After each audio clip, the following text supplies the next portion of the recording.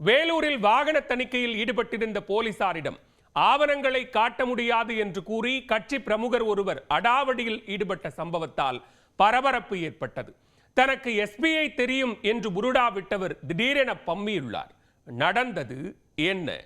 வேலூரில் உரிய ஆவணமின்றி வந்த வாகன ஓட்டி ஒருவர் எகத்தாளம் பேசி போலீசின் கவனிப்புக்கு ஆளாகி இருக்கிறார்.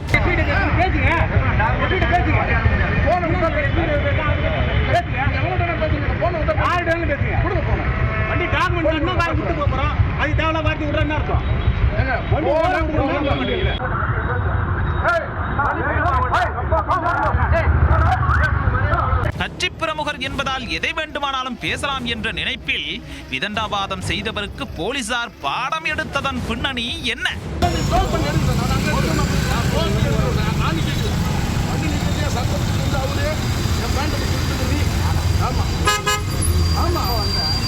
வேலூரில் பெரியார் பூங்கா எதிரே கோட்டை சுற்றுச்சாலையில் தெற்கு காவல் நிலைய போலீசார் வாகன தணிக்கையில் ஈடுபட்டிருந்தனர். அந்த வழியே வந்த ஒவ்வொரு வாகனங்களையும் நிறுத்தி சோதனை செய்தனர்.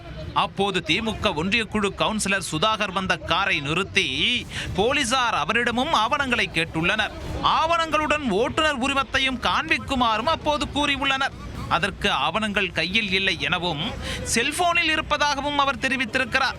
இதையடுத்து காரை ஓரமாக நிறுத்திவிட்டு செல்போனில் உள்ள ஆவணங்களை காண்பியுங்கள் என போலீசார் கேட்டுக்கொண்டதாக கூறப்படுகிறது. ஆனால் காரை நடுரோட்டிலேயே நிறுத்திவிட்டு வந்த சுதாகர், என்னிடமே ஆவணங்களை கேட்கிறாயா என போலீசாரிடம் ஒருமையில் பேசியதாக தெரிகிறது. இதனால் வாக்குவாதம் ஏற்பட்ட போது முதலில் சுதாகர் தனது குரலை உயர்த்தி பேசியிருக்கிறார். ஒரு கட்டத்தில் பொறுமை இழந்த போலீசார், ஆவணங்களை கேட்டா ஆவணத்தை மட்டும் கொடுங்க சார், ஆணவமா பேசாதீங்க என்றும் பேசியிருக்கிறார்கள். தொடர்ந்து நடுரோட்டில் கார் நிறுத்தப்பட்டுள்ளதால் போக்குவரத்து நெரிசல் ஏற்படுவதாக போலீசார் கூறியிருக்கிறார்கள். உரிய ஆவணங்களை காண்பிக்காவிட்டால் வாகனத்தை பறிமுதல் செய்வோம் எனவும் எச்சரித்துள்ளனர். அதற்கு ஷோரூமில் இருந்து காரை எடுத்து வந்து 2 நாட்களே ஆவதால் ஆவணங்கள் இல்லை சார் என மழுப்பலாக கூறியிருக்கிறார்.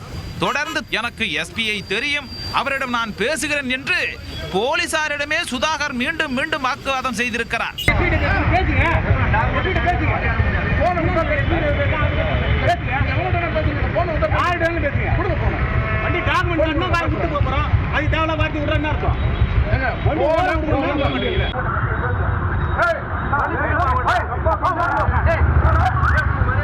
அவரின் செயலால் ஆத்திரமடைந்த போலீசார், யார்கிட்ட வேணும்னாலும் பேசுங்க சார், அதுக்கு முன்னாடி காரை ஓரமா எடுத்து விடுங்க அப்படின்னு சொல்லி இருக்கிறாங்க.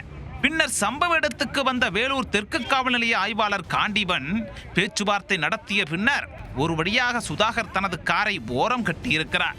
இந்த சம்பவத்தால் அப்பகுதியில் சிறிது நேரம் போக்குவரத்துக்கு இடையூறு ஏற்பட்டு வாகன ஓட்டிகளும் சிரமத்திற்கு ஆளாகினர்.